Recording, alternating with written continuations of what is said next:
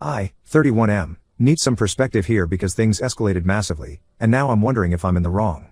I got Max, my dog, when I was 18, the year before I moved out for college. He was the most incredible dog I've ever known. My parents, 66F and 68M, and I have had several dogs before him, 6 to be exact, but Max was different. He was a yellow Labrador with these soulful brown eyes that could melt anyone's heart. Every morning when I lived at home, he would wait outside my bedroom door, tail wagging, ready to start the day. Even after I left for college, whenever I came home, he remembered me and would get so excited he'd run in circles until I petted him. Leaving him behind when I went to college was one of the hardest things I'd ever done. I remember my last night at home before leaving. He slept in my room, which wasn't usually allowed, and my mom found both of us curled up on my bed in the morning. After that, my parents started letting him sleep in their room. I guess they missed me too. For context about my relationship, I've been with Sarah, 33F, for almost 2 years now. We met through mutual friends at a work event. She has 2 kids, 7M and 4F, from her previous marriage, and in the beginning, everything seemed perfect. She was funny, caring, and her kids were wonderful. I really bonded with them. We would go to the park together, I'd help the older one with his homework, and the little girl would always get excited when I came over. Things were mostly good between us until now, though looking back, there were some red flags I probably should have noticed. Sarah could be quite possessive at times. She didn't like it when I spent too much time with my family or friends, but I always chalked it up to her having trust issues from her previous marriage where her ex cheated on her. She would check my phone sometimes, saying she was just being playful, and would get upset if I took too long to reply to her messages. My parents have been incredibly supportive of our relationship from the start. My mom especially went out of her way to make Sarah feel welcome. She always included Sarah and her kids in family events, sent them birthday presents, and even offered to help with childcare when Sarah had work emergencies. Last Christmas, my mom knitted sweaters for both kids and sent them advent calendars. My dad was a bit more reserved but still very kind to her. He would always make sure to buy Sarah's favorite wine when we visited and would take her kids fishing at the lake behind their house. Fast forward to now, Max passed away a few days ago. It was completely unexpected. He seemed perfectly fine that morning. My dad had taken him for their usual morning walk, and he was running around the garden like always. But later that evening, he suddenly collapsed. My parents said he seemed to have had a stroke. He couldn't walk, had trouble breathing, and was clearly in distress. They called the emergency vet immediately, but being in a somewhat rural area, it took the vet too long to arrive. Max passed away in my parents' arms about 2 hours after he collapsed. My parents are absolutely heartbroken. Max wasn't just a pet to them, he was family. My mom would cook his meals fresh every day. My dad had adjusted his entire retirement routine around Max's walking schedule, and they both doted on him like a child. After I moved out, Max became the center of their world. Every morning started with his walk, every evening ended with his bedtime routine. My mom even had a special song she would sing to him while giving him his dinner. I live in the UK now, while my family is back in Canada. When my mom called to tell me about Max, I could barely understand her through the tears. My dad, who I've maybe seen cry twice in my life, was sobbing in the background. It broke my heart. While flying back home is expensive, especially during Christmas, this felt like the right time to visit. They needed support, and honestly, I needed to be there too, to say goodbye properly and help them through this. 2 days ago, I told Sarah I was thinking about going back for Christmas. She didn't say much at first, just that I should decide soon because she needed to plan. Yesterday, I told her I had decided to go. That's when everything exploded. She started screaming that I was ruining her Christmas and that I was choosing a dead dog over her and her kids. For context about our Christmas plans, Sarah has her own family and friends in the UK. I was only supposed to go with her to one event, her office Christmas party on the 23rd. The only other plan we had was a Christmas light show on Christmas Eve, which I would have to cancel. But she went completely ballistic. She's working from the 27th, so we really didn't have much planned after Christmas anyway. I even offered to buy her a nice gift to make up for missing the light show, but that just made her angrier. Then, it got worse. She called my mom. On speakerphone. She accused my mom of being a terrible mother and manipulating me into going home. She said my mom was interfering in our relationship and trying to break us up, over a dead dog, her words. She told my mom she was pathetic for grieving so much over an animal and that she needed to get over it. My mom started crying multiple times during this call. It was awful. I tried to grab the phone to end it, but Sarah started threatening to accuse me of domestic violence and call the police if I touched her phone. If that wasn't enough, she then went into our bedroom and came out with my passport. She said she'd destroy it unless I transferred £1,000 to her, as compensation for ruining her Christmas plans. I didn't see another way out of the situation, so I sent the money. Once I had my passport back, I packed some essential things, told her it was over, and left. I'm staying at a hotel until I leave for Christmas. Now she's blowing up my phone with messages, calling me the worst person ever, saying I'm not a real man, and spewing hateful things about my mom. She's saying I'm abandoning her kids right before Christmas and that I'm just as bad as their father. Honestly, I can't believe how cruel she's being.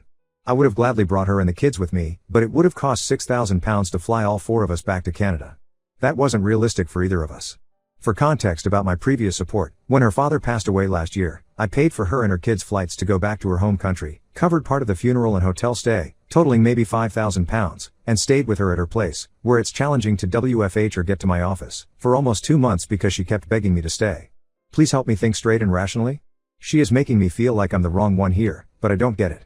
If something like this happened to her, I would have been so supportive. Edit, just to add some context, last year when my grandmother passed away, Sarah convinced me not to go to the funeral because she had planned a weekend trip with her friends and wanted me to watch her kids. I regret listening to her then, and I refuse to make the same mistake again. Update 1 First, I want to thank everyone for their support and advice. I was overwhelmed by the responses, and they really helped me stay strong through what happened next. A lot has happened in the past 2 weeks, and I need to get this off my chest. I went home for Christmas and spent time with my parents. The house felt different without Max there. No clicking of his nails on the hardwood floors, no jingling of his collar, no happy barking when someone came to the door. My mom had left his bed in their room, and his toys were still in his basket in the living room. None of us had the heart to move them yet. We spent the holidays sharing memories of Max. Dad showed me videos he'd taken of Max playing in the snow last winter. Mom had kept all of Max's Christmas stockings from over the years. She would buy him a new one each Christmas and had saved them all. We hung them up together and cried a bit, but it felt healing somehow. Mom was still upset about Sarah's phone call. I could see her tense up whenever my phone rang, but we tried to focus on remembering Max instead of dwelling on the negativity. However, things took an unexpected turn when I returned to the UK last week. While I was away, Sarah had been busy making my life hell. First, I found out she had contacted my workplace. She emailed my HR department claiming I had stolen money from her and was fleeing the country. She even sent them screenshots of the £1,000 transfer, but conveniently left out the messages where she threatened to destroy my passport. She also filed a police report about the money, claiming I had taken it from her account without permission. She told them I had a gambling problem, completely false, and had been stealing from her for months. The police initially took it seriously because she had proof of the transfer. I had to spend hours explaining the situation to both HR and the police. Thankfully, I had screenshots of everything, her threats about the passport, her messages saying she would accuse me of domestic violence, and the entire conversation leading up to the transfer. I even had a recording of part of that awful phone call with my mom, which I had started recording when things got heated. The police quickly dismissed her claims when they saw the evidence. But Sarah wasn't done. She had also been busy contacting our mutual friends. She told them I had been physically abusive to her kids, specifically that I had pushed her son down the stairs when I was angry. Absolutely false. I love those kids and would never harm them. She said that's why she tried to stop me from leaving the country. She was protecting her children from an abuser. Some friends actually believed her at first, which was heartbreaking. 2 couples we used to have dinner with regularly blocked me on social media. It wasn't until I showed them the full evidence that they realized Sarah had been lying. The most shocking revelation came from my ex-girlfriend from university, Emma. She reached out to me through LinkedIn, since Sarah had gotten me blocked on most other platforms, to warn me about Sarah's behavior. Apparently, Sarah had found Emma on Facebook back in October and had been messaging her regularly, trying to dig up dirt on me. She claimed she was planning a surprise anniversary party and wanted to include memories from my past relationships. Emma didn't buy it and kept her responses vague, but Sarah kept pushing. She asked if I had ever been violent, if I had cheating tendencies, if I had gambling problems. When Emma told her our relationship had simply ended because we grew apart after university, Sarah accused her of covering up for me and said she would expose us both. I've blocked Sarah on everything I can think of, phone, email, social media, even LinkedIn, but she keeps creating new accounts to contact me. Sometimes she's apologetic, saying she only acted that way because she loves me so much. Other times she's threatening, saying she'll tell my parents terrible lies about me unless I get back together with her. She even created a fake Instagram account pretending to be my mom, trying to trick me into accepting the follow request. I've documented everything. Every message, every new account, every threat. I'm meeting with a lawyer next week about getting a restraining order. My workplace has also banned her from the building and instructed security not to let her in. Apparently, she tried to wait for me in the lobby one day while I was still in Canada. The £1,000 she extorted from me? I reported it to my bank as extortion, and they're investigating it. They seem optimistic about getting it back, especially with the police report I filed and all the evidence of her threats. What hurts the most in all of this is the kids. Her son sent me a voice message through his dad's phone asking why I don't come to play football with him anymore. Her daughter apparently keeps asking when I'm coming back to read her bedtime stories. Their dad, who has been surprisingly understanding about everything, told me they miss me, but he agrees it's best to keep my distance while Sarah is acting this way. He actually apologized to me, saying he should have warned me that Sarah had shown similar behavior during their divorce. Right now, I'm just trying to keep my head down and get through this. My parents have been incredibly supportive, calling every day to check on me. Friends who initially believed Sarah have been apologizing and offering their support. But it's still hard. I never expected someone I trusted could turn so vicious, especially using her own children as weapons in her revenge campaign. Update 2: I need to share some developments that have left me shocked and honestly a bit scared. Remember how Sarah kept creating new accounts to contact me? Well, it turns out that was just the tip of the iceberg. Last week, a friend who works at my old gym called to warn me. Sarah had been showing up there almost every morning, claiming to be my fiancé. She told the staff she was planning a surprise party for me and wanted to know my usual workout schedule. She even had a fake engagement ring and photos of us together that she would show people.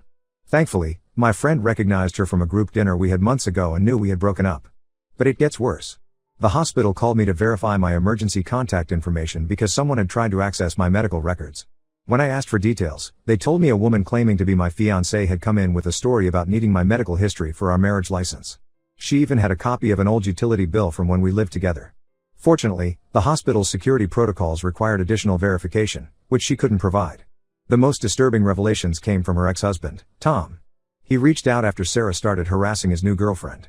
He felt guilty for not warning me earlier and wanted to tell me the full story of their marriage. Apparently, Sarah has a history of this behavior.